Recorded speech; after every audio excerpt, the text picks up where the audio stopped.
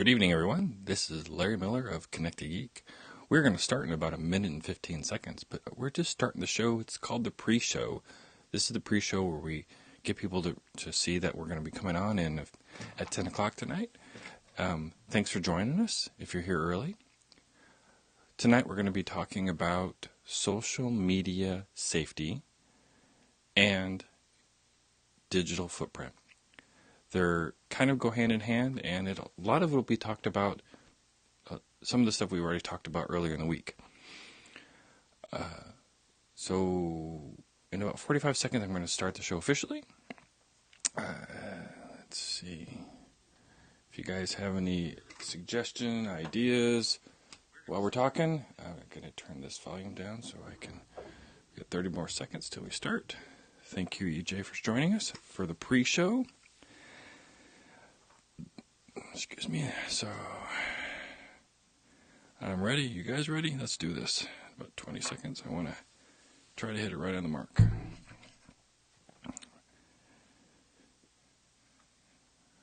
Way back at you. And 5, 4, 3. Good evening, everyone. And my name is Larry Miller. I am of Geek. Geek is an IT solutions provider, which is what I do.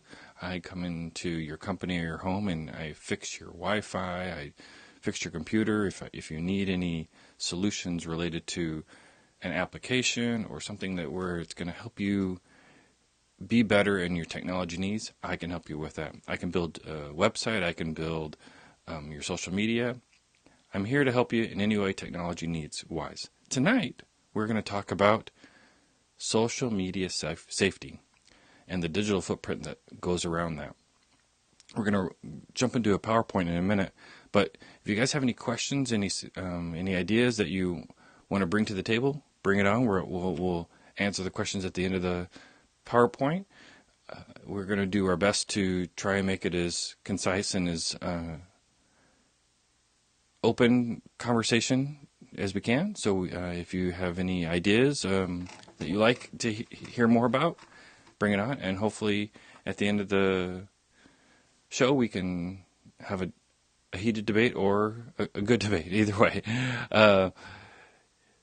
Let's get going. So today is related to social media safety. I'm going to open up the PowerPoint and we're going to get right into it. Okay, let's get this show literally on the road. And I move my little thing down here. Let's see. So we are talking about Geek tips. These tips are, before I get into that, sorry about that. I am Larry Miller, and you can find me at Connected Geek on 99.9% of all social media out there, and I am try to get out there as often as I can to help the community be better in social media and be better in being safe. So that's what we're going to talk about today. Earlier in the week, we talked about stalking tech, and that's in two episodes ago. Last night, we talked about companies reviewing your social media and potentially not giving you the job that you rightly deserve, but your social media is preventing you from doing that. I don't think we're seeing my screen, so I want to make sure that we're being told that we're not seeing the screen. So let's change this so we can see it. Let's see, Shift S. Let's go back to that. Shift S.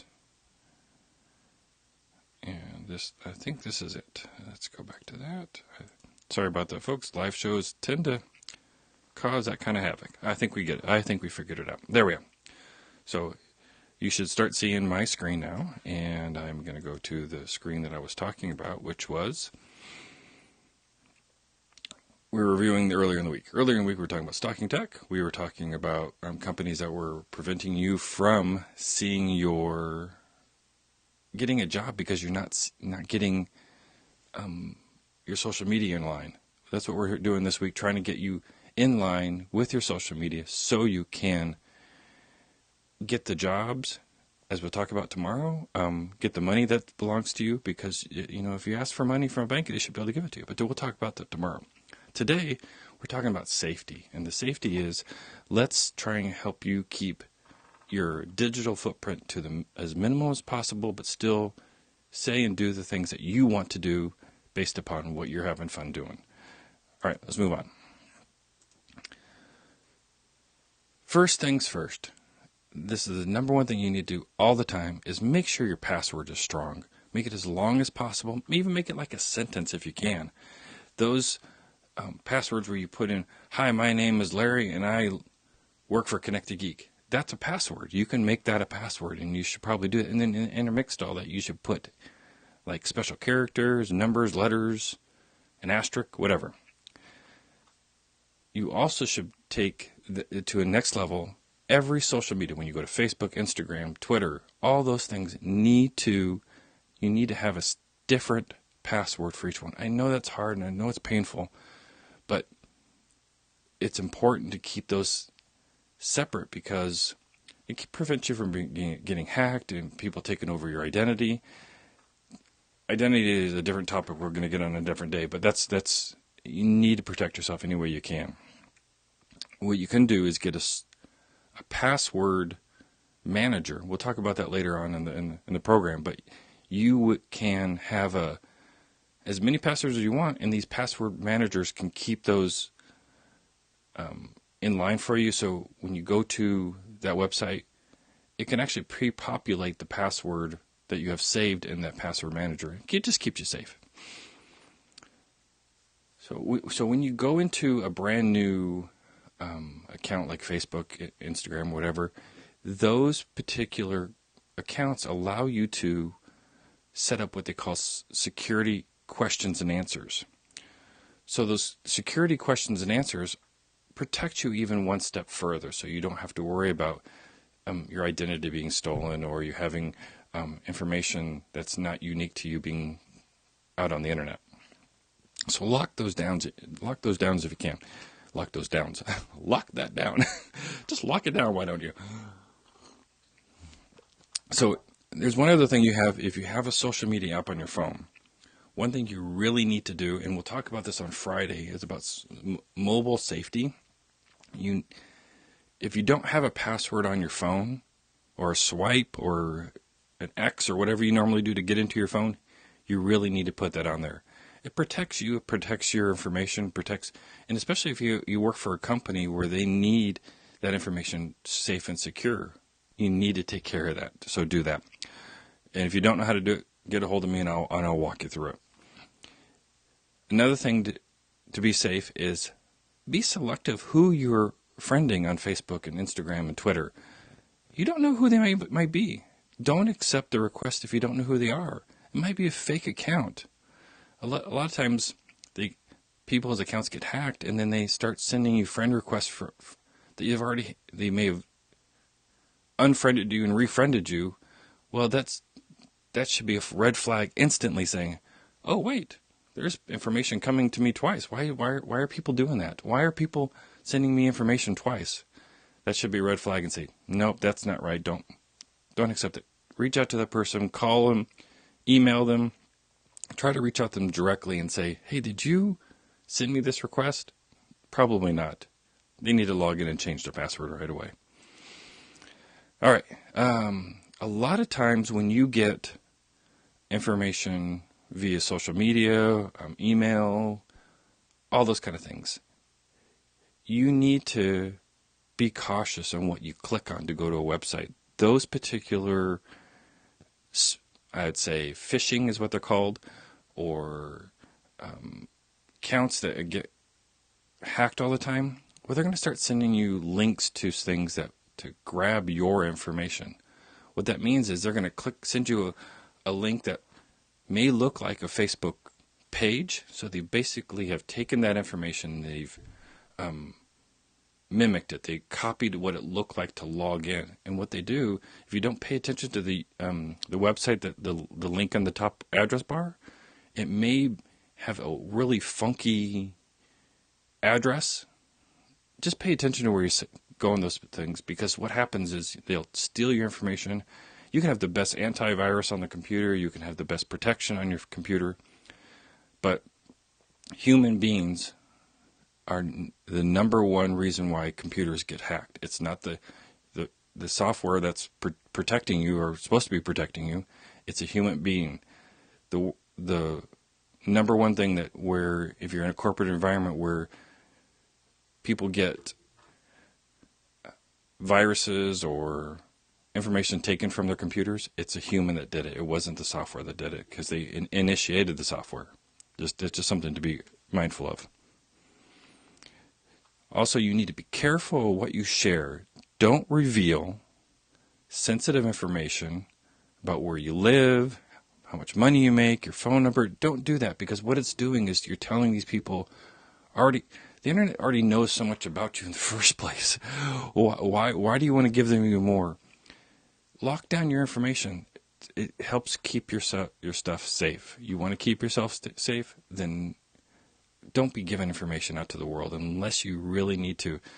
Especially when you go like to a bank site, make sure it has the letters up in the top left-hand corner next to the address, HTTPS. That makes sure the website is secure. Those things are important when you're dealing with personal information.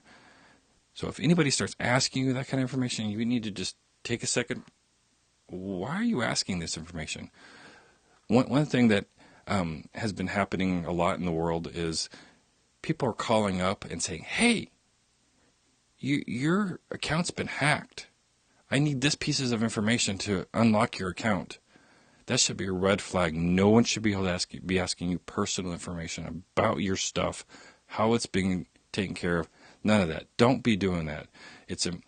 You want to keep your information as close to your chest as possible, so they can't have the opportunity to take it away from you. Whoa! Sorry about that, folks. Getting a little excited about my security. Hey, so next one. Be familiar with the policies of your social media. It kind of goes back to the security settings. Just look deeper into those if you want to make sure that you're safe. Just take an extra minute. Do read the fine print. Sometimes the fine print will protect you actually more than you think it will. Just take a minute and play with that if you can. Another thing to do is what I've said earlier is put antivirus on your computer, anti-malware. There's all kinds of great programs out there. Some of them are better than others. A lot of them, the quote-unquote free ones, are sometimes they do have a pop-up and say, hey, buy our other services for X amount of dollars. Well, you don't really want to do that, because all they're doing is just getting more money, more information out of you. Just buy the one that works best for you. My suggestion is what I've worked best for and what I've seen work is a product called WebRoot. I'll put that in the show notes at the bottom of the the show notes in Facebook. So if you need to look those up, it's called WebRoot. I also suggest using Malwarebytes. I'll put that in the show notes as well. So that's the antivirus piece.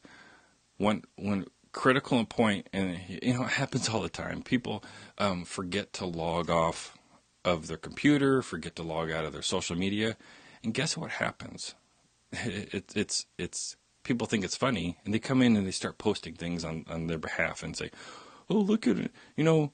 Joe and Steve were kidding around over here," and they make silly pictures and embarrass the person. Well, a good idea is to log off and turn off the computer before when you leave for the day, or when you're walking away, lock the computer. One little trick that you can do on Windows is and I'm going to do a video about this in the future, is a little quick keyboard shortcut. If you click your window key and press the letter L at the same time, window L, that will instantly lock your computer. And if you have a password to log into your computer under your username, they can't get in. And so it's just as good as logging out, in my opinion. But it's always a good idea to take a second, click the little account button, and click log off. And that way, no one can really get in. And one more thing is, don't save your password within the browser, because Chrome and Internet Explorer and Firefox, they want you to save your password. So inside their browser system and their cloud system, so you can log in more quickly into your social media and your websites. It's okay to do that, but as long as you lock your computer and you lock it with a password. And make sure, like I told you before, it's a complex password, something that's like a sentence or something with special characters, that type of thing. All right, let's move on. One additional thing you can do, and more websites are doing this, it's called two-factor authentication. What two-factor authentication is basically you can take a website that you log into, and you use Facebook as an example because they offer it as well. You start typing your password and you click send or enter or whatever it does. Well, what will happen, you can have it send you a code or a character set, whatever, and it will allow you to type in a code after the fact or say yes on your phone when you get texts. What that does, it says, okay, it's like something you have and something you know, right? So you know the password when you log in. Well, you have your phone all the time. Everybody has their phone with them, right? It's attached to their hip. This particular mindset says, okay, well, I have my phone. Well, I know I'm going to get a text from Facebook or whatever system I'm using, and it's going to give me a code, and that code is going to say, oh, yes, and then I type it into my Facebook, or I can type a Y on my keyboard in my text to say, yes, I agree with that, and then it'll let me log in. Two-factor authentication is really great to keep your information, your passwords, your content safe. So if you can figure it out, go right ahead and enable it right away. If you don't know how to do it or need a more explanation about it, give me a shout out and I'll explain it more in detail. Just shoot me a direct message or text me. My phone number is on my website at connectedgeek.net. Don't add your location to your posts. So when you're out with your friends at a party or at the park or wherever you're going for the weekend or even for the evening, unless you want the world, literally the world, which it can be, because like on Facebook, for an example, if it has a little globe next to the post, the whole world can read it and see it and view it. So if you put your location, let's say I'm at the park down the street. Well, it knows that I'm down at the park down the street. So to keep yourself safe, it might be a good idea not to do that. If you want your friends to know where you are, then just lock it down. You can do that within the post. You just say, I want only these friends to see what's going on with this post. So, another thing to keep in mind, a lot of websites these days, if you noticed, when you click to log in for a new service, let's say there's a project management software that you use. It's called Monday, for example, Monday.com. Monday.com will allow you to log in with your email and your password that you create, or you can choose to do Facebook to allow you to log in on behalf of, instead of putting a email and a password. What that does, it just says, okay, well, I know that you already have a Facebook account. I know that you want to log into this new service, whatever. So just use my credentials to pass that information along to that. what that's doing is allowing Facebook and Monday.com to know more information about you. What it's doing is, so all the personal information that you potentially put into Facebook, there is a potentiality that Monday.com, for example, knows almost everything that you do on Facebook, because those two systems are now commingling by proxy of your Facebook.com email account and association with those particular things. So if you really want those two systems to talk to each other, go ahead and do it. But just keep in mind that they will know more information that you're probably wanting them or needing them to have. Just keep that in mind. So I suggest you don't, but it's up to you that you can. All right, moving on to the next slide. So we're going to talk about a little bit digital footprint right now.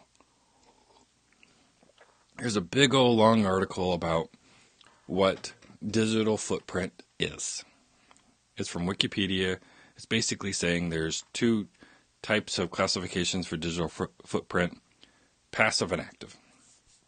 Basically what it comes down to, I know I'm not going to read the whole thing, but what it comes down to, there's information that's being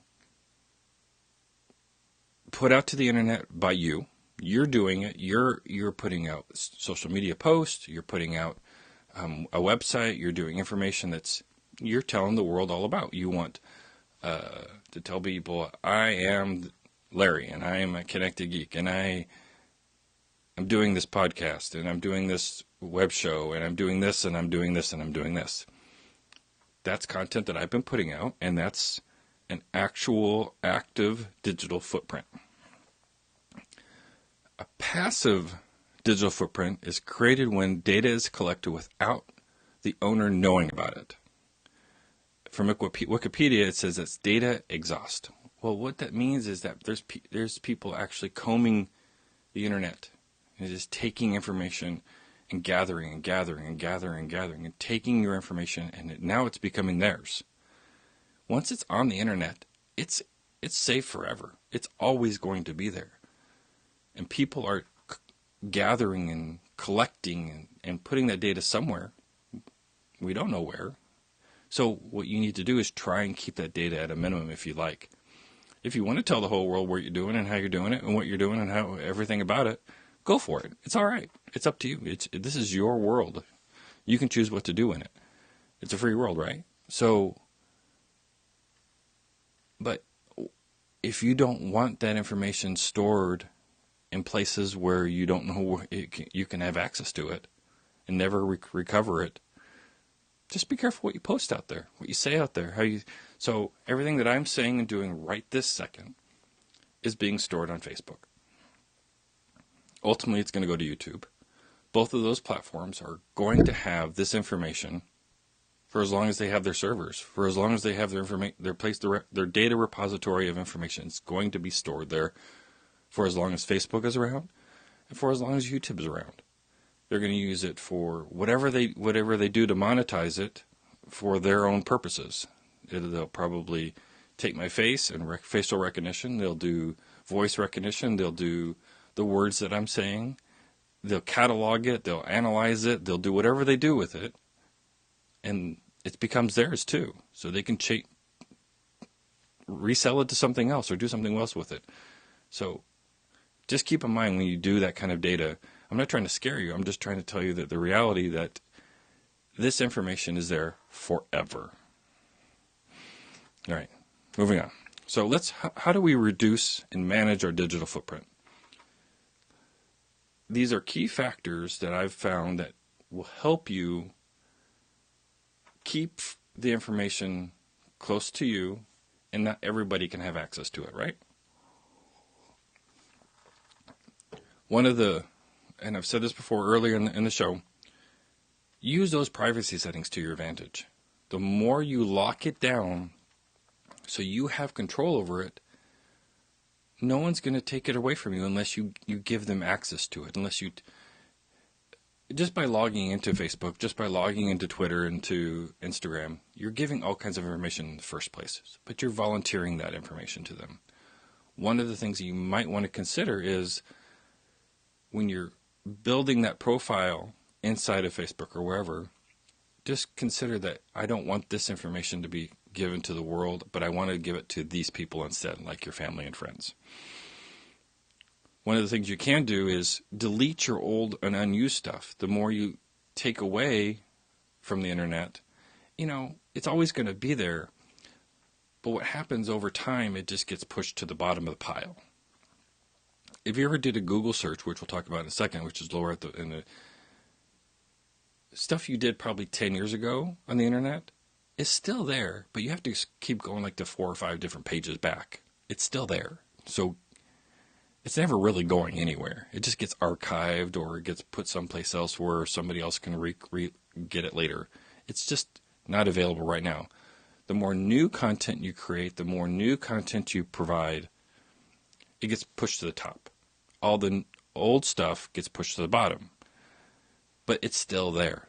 So either keep a list of all those old accounts or just delete them. And what will happen is over time, they'll just kind of just fall off the pile. It's still there, but they'll fall off the pile sooner or later. One of the things to reduce your footprint is don't overshare everything you say, do.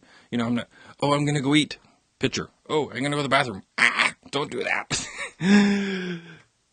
People do. Why do people do that? I don't understand. I have to go to the bathroom. Oh, well. It's what people do. It's amazing to me that, when Twitter first came out, oh my gosh, people were just every nuance of their life was put out there. If you go back 10 years now, because it's been about 10 years, Twitter's been around, that stuff's still there, but oh my gosh, they did everything in the sun about what they did. And that's oversharing. We don't want that. Just be cognitive of what you're doing and how you're doing it and why you're doing it. If it's important to share it, then share it. If it's not, then don't. People still know who you are. They still know what you're going to do. I'm doing this because I want to share my knowledge of technology in any way, shape, or form I can. This is for social media this week. Next week, we're going to have a different topic, which we'll talk about on Friday. But this is my sharing, and I'm not going to try and overshare, but I'm going to try and give you value of what I'm talking about. So if you find this valuable, please, let me know. It's important that I know that you're getting value out of this, because if not, then I'll change the topic and we'll talk about something else. But you're stuck with me every night at 10, so one way or another, come on over. As I mentioned earlier in the show, you should get a password keeper. One suggestion is called 1Password or LastPass. Those are just two that I've used in the past, and they seem to work really well. I'll put in the show notes the links to those, and you can use them or not. Or if you have any questions about it, give me a call or give me a shout out, and I'll do my best to help you. As I mentioned earlier again, you should Google yourself. You really should do that. After this, take a second. And if you have a unique name, it's going to just pop up all over the place. If you have a more generic name like me, which is Larry Miller, there's a lot of me in this world. There's a Utah Jazz owner. There's a comedian named Larry Miller. He was in the Princess Bride movies. He was the hairdresser. He's a crazy guy, and he's a great comedian, and I'm surprised that he hasn't reached out to me yet and says, stop doing what you're doing because you're using my name. Well, it's my name too. That's why I go by Connected Geek more than I do with Larry Miller, because it seems to be more who I am, because I'm a geek and I'm connected and I'm keeping the world connected one geek at a time. That's me. All right, we're going to go on. Here's another one. Monitor linked accounts. So before I told you about logging into like that one website, Monday.com, where you logged in with your Facebook account at the same time to get into that Monday.com. Well, you should pay attention to how many of those you're doing. The more I remember I told you maybe make a list. That list should have all of these linked accounts in there as well. Take a minute and figure out every single linked account. There is, and I'll do a video tutorial on this coming up probably next week, how to identify what websites are linked to your Facebook account. There is an option inside of your security settings, kind of deep, but it's there, of every website that you've said, log in with Facebook or log in with Twitter. Log in. Twitter has it as well. Instagram has it as well.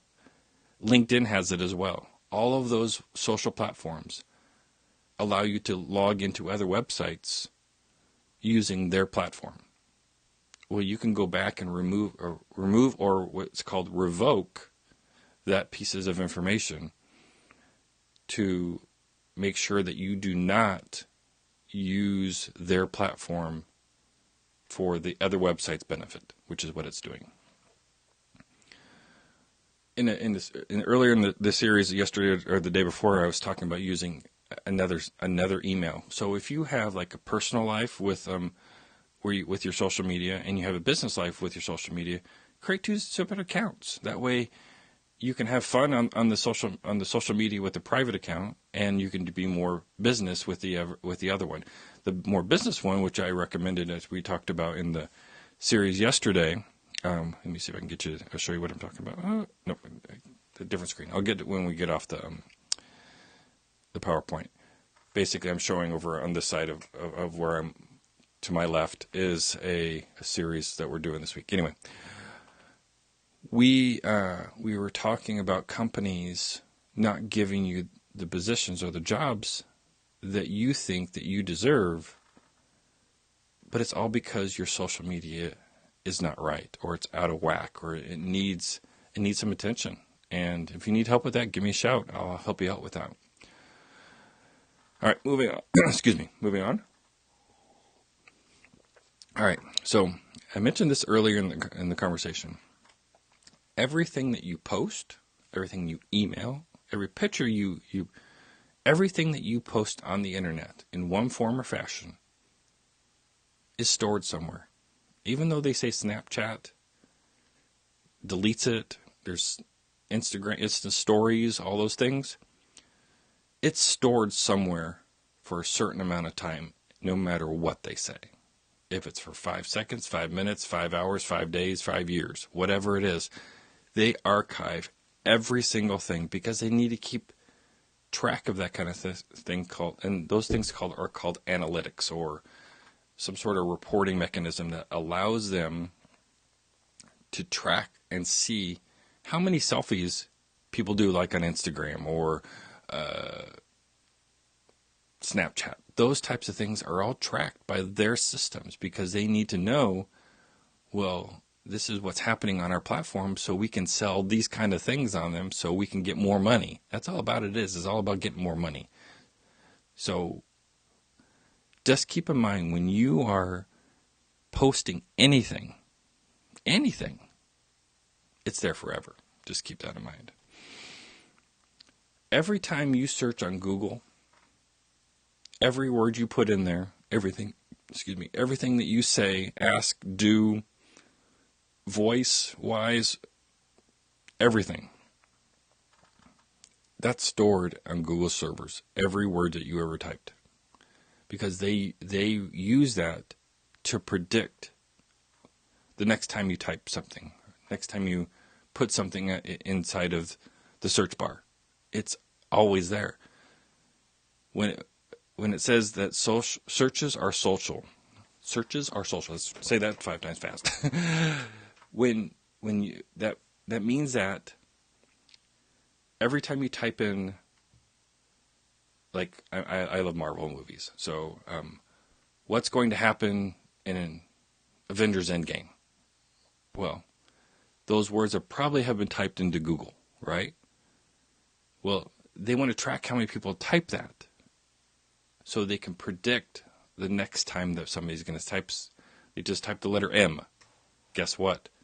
It's going to come up with Marvel, because if you keep typing Marvel over and over again, Google's going to know, well, you like Marvel movies. Guess what? We're going to start advertising things related to Marvel to you. Oh, Disney owns Marvel. Oh, wait, we're going to show Disney merchandise to you based upon that. See, it's just a perpetual. It just goes on and on. So be careful what you search and how you search.